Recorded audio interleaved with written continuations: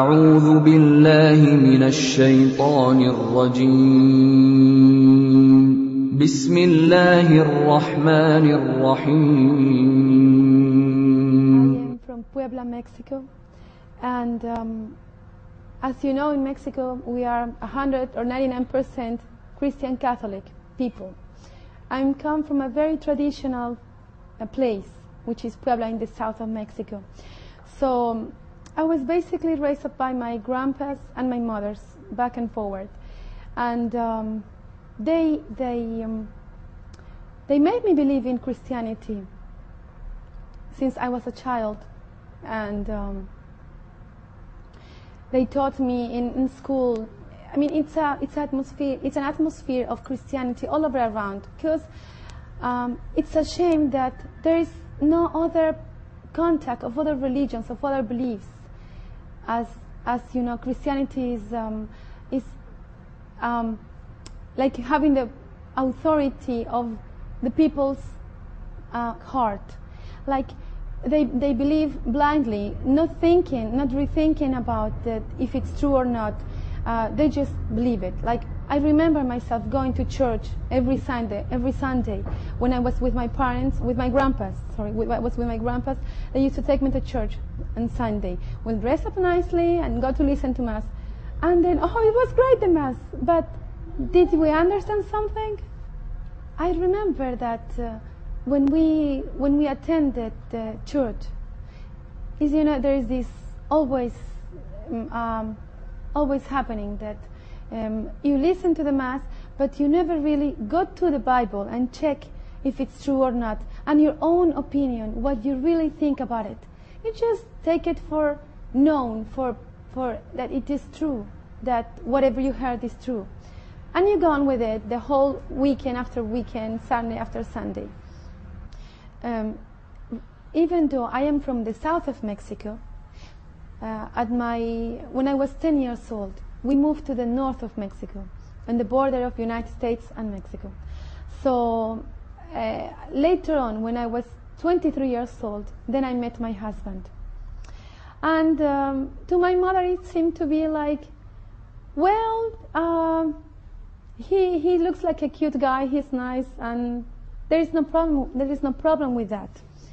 So we went on with the marriage, and 3 years later, I got pregnant with my daughter. But at the time that we married, there was a promise of both of us.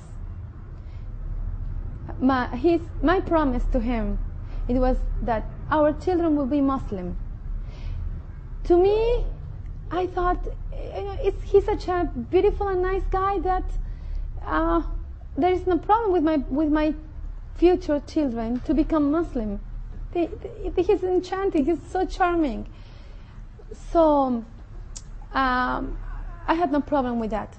But and my promise to him, it was that don't ever come with a second or third or fourth wife.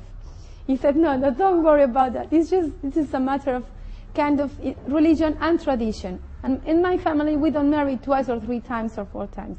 So don't worry about that. I said, well, no problem. So we can marry. When I had my baby in my arms, it was like the biggest gift Allah has given me. At that time I said, I have to raise up this child in my faith, the true faith. What I believe is true faith, because I did not know anything else than Christianity. So at the time that Fatima was growing up, I was teaching her my religion. Of course, it was behind my husband's back, but I had no choice. Like in the morning, at night, when he was at work, I would bring up my Bible. I would just read a passage, regardless whether I understand it or not. I'll bring up my cross, and I said, Fatima, now, in the name of the Father, the Son, the Holy Spirit, and this whole thing, and now we're going to ask him, and we're going to ask him to take care of you, and so on. And so she was believing in it. I made sure that she was being raised as Christian, and I want her don't let my husband family to know about it. And I remember every night I'll bring my cross, my Bible, and every prayer that I had. Fatima, now kiss the cross, and in the Father, the Son, the Holy Spirit, and ask Him whatever you want. Next night we will ask Santa Teresa, Saint Teresa, or any other saint, Saint Anthony, and whatever cross in your mind. The next night we'll ask the angels. Next night the Virgin Mary, and so on.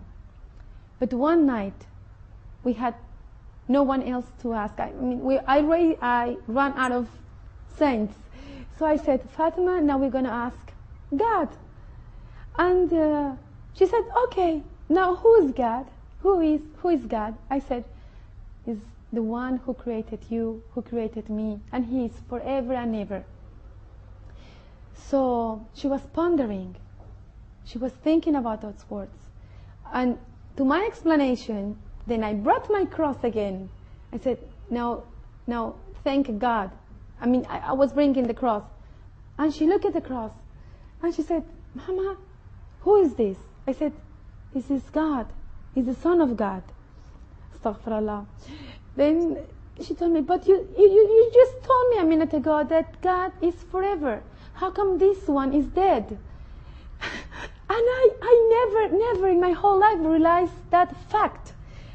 She asked me, where does this God come from? I said, well, it comes from the womb of Mary, of the Virgin Mary. She said, oh, so He was born sometime before. I said, well, yes, but then she said, you told me that He's forever, and he never died, and He's never born. It was contradictory. She started to tear apart my Christianity. And I saw her and said, how can I make her believe in this? At that time, when Fatima started me to ask me many questions about the Virgin Mary, how come you told me that God is alone, has the power alone, and you ask the Virgin Mary, and you ask the angels, do they have power? I said, well, let me think about it. It's something that you were raised on in this belief. And in Mexico we are like all Catholic. Most of the people is Catholic. You never really think of the power of the submission, total submission only to Allah. You never think of that.